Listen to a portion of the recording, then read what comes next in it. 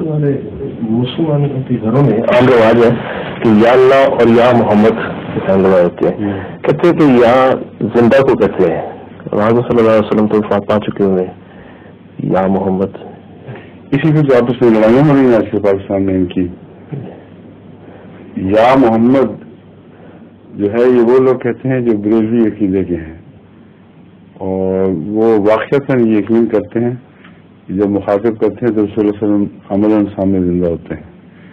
اسی لیے جب یہ میراج شریف یا کسی جگہ یہ سیرت کے جلسے منعقد کرتے ہیں تو جب بھی سلام ہو رہا ہو سب اٹھ کر کھڑے ہو جاتے ہیں سیڑھیوں سے آپ اپنی کرسیوں سے اور یہ یقین رکھتے ہیں کہ رسول اللہ صلی اللہ علیہ وسلم اس وقت سامنے موجود ہیں. اور پھر جو کہ ہر جگہ موجود ہیں اس لیے وہ اومنی پریزنٹ بھی بن جاتے ہیں. یہ خدا تعالیٰ کی طرح صرف ایک وقت میں ایک جگہ موجود نہیں بلکہ اسی لمحے ہر جگہ موجود. یہ سارے مشرکانہ عقیدے ہیں جن کا اسلام سے کوئی دور کا بھی تعلق نہیں.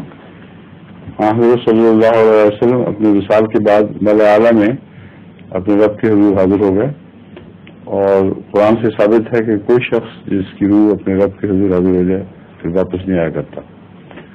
یہ صرف فرضی باتیں کہانیاں بنائی ہیں ان لوگوں نے. اور اگر یا محمد کا اسی عقیدے سے تعلق ہے جیسا کہ نظر آتا ہے تو یہ پھر مشرکانہ بات ہے. لیکن یہ کوئی حق نہیں ہے کسی کو کہ دوسروں کی مسجدوں میں جا کر اور یا محمد مٹائے. ایک آدمی کا اپنا فعل ہے وہ خدا کے حضور جواب دے. یہ ہمارا اپنا استنباط ہے کہ یہ مشرکانہ فعل ہے. وہ لوگ سمجھتے ہیں مشرکانہ نہیں ہے رسول اللہ صلی اللہ علیہ وسلم کی خاص عزت ہے. تو مرنے کے بعد جواب جب خدا کے سامنے ہونا ہے اسی نے فیصلہ کرنا ہے. یہ کیا مطلب ہوا کہ لوگ دوسروں کی مسجدوں میں حملے کر کے چونے پھیرنے لگ جائیں. کافی اس سے فساد ہوئے ہیں پاکستان میں.